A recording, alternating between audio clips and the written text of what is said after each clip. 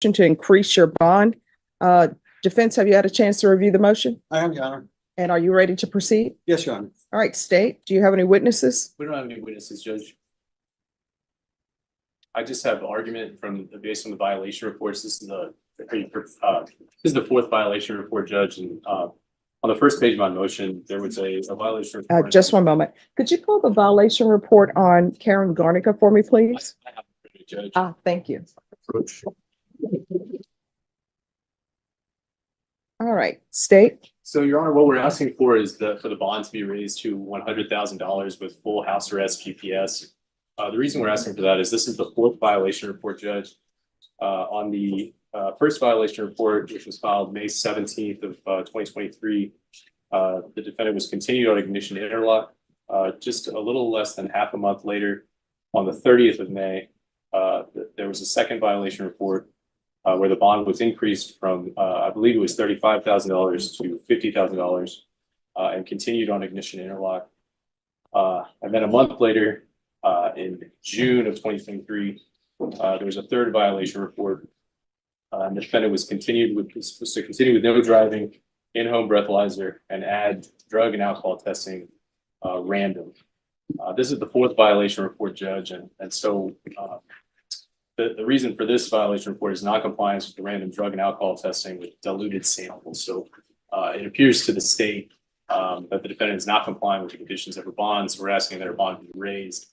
We're asking for the addition of the full house arrest GPS, Your Honor. This is, the code says you can set reasonable conditions of bonds to protect the community. And so that's what we're asking for, Judge.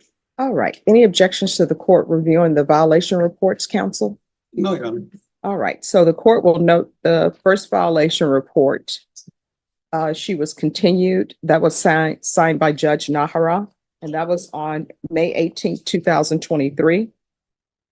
And that violation report was due to the failure to enroll ignition interlock. Then the second violation report, which was signed by Judge Nahara, there was a bond increase of $50,000, and the issue was failure to enroll in ignition interlock. Then the third violation report was signed by Judge Nahara, and that was from June 22nd, 2023.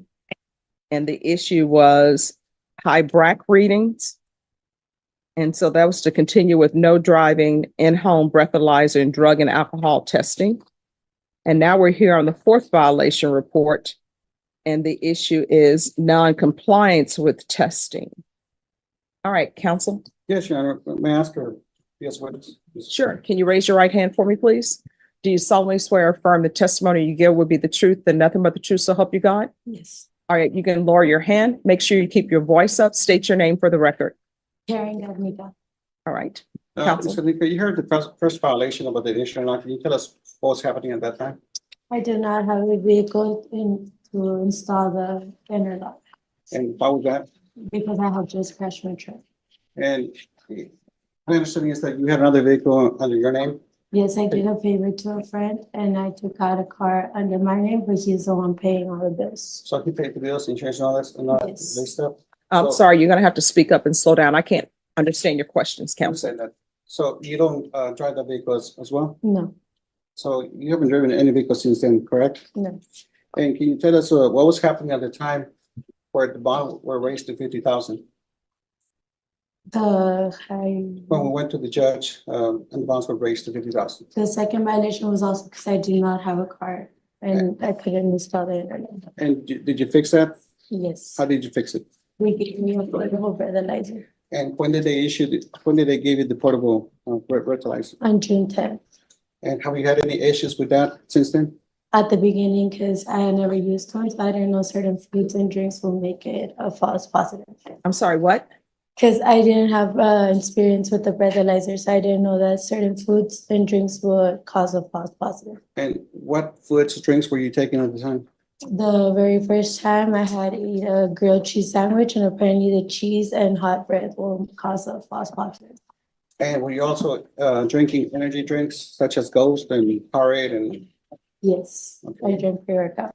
And have you been drinking those drinks since then? No, And regarding the last violation of 2 diluted sample, What did they tell you about that? That I drank too much water before taking the test, so it came out too diluted and it was suspicious. Okay, and when did they tell you that? February, and it was the very first time also I had taken the UA. And I'm sorry. when did you do that? No, she didn't hear what you said. Okay, when did you take those drinks? No. What you just said, repeat it. Oh, the very first time when I took the UA, they told me I had drank too much water. On the 9th also, I believe it was 3 times. Okay, and were there any consequences because of that? No. Did you have to come more Oh, than one yes, I'm time? sorry, yes. Did you have to come more than one time to San Antonio to be tested? Yes, I'm testing weekly now, Okay, when did that start? on the 9th. Okay, and are you currently working right now? Yes, almost 4 years. And what do you do with the monies that you earn from your? I help out with the rent and the bills at home, How much do you pay for the rent yourself? 625, And for the waters and utilities and electric, how much do you? around like 150. And what are you asking the court to do today? To please keep things how we have them. Why? Because if I get in house arrest, I might lose my job and I won't be able to help out my parents with the rent. Okay, and you haven't engaged in any criminal activity since then? Since you heard, Any questions? Yes, ma'am. And so you're saying your testimony to the court is that the false positives were due to a grilled cheese sandwich, energy drinks, and too much water. Yes. Okay, I pass the witness, Judge. All right. Any other questions? Judge, so we have no more questions for the witness. All right, the court will hear argument. State. Your Honor, this is the 4th violation report. We believe this bond increase in the GPS full house arrest is necessary to protect the public.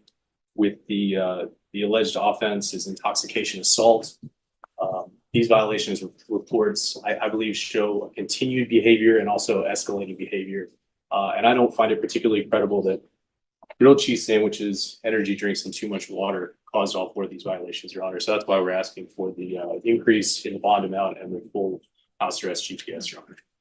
Your Honor, I would ask for the court to consider what the Ms. Garnica said. She said she didn't know. She ate a grilled sandwich, but most important, she said that she was drinking power drinks and energetic drinks as well. And those contain a derivative of alcohol. She stopped drinking those things. And concerning the interlocks, she had a portable device. She would finally issue one. She hasn't engaged in any criminal activity whatsoever. She has tried to remain as compliant as possible. I understand. I don't think this is the case where it's warranted to go with the orders that the state's asking. I will ask the court to keep it the same. I don't want her to lose her job. Her family depends on the job, and she's already going weekly, coming weekly to San Antonio for the testing. I think that should be enough. That's all I have. All right, so state, wouldn't this be solved, the issues be solved with full house arrest? Sure, Your Honor. Yep, that would work for me. All right, what I'm seeing before me, counsel, is continued violations. Judge, if I may, Yes. on the first 2, Your Honor, there was a hearing, I believe with Judge Najera, but there was an issue with the portable device, went back and forth trying to get the bond. I don't think that those should be held against her.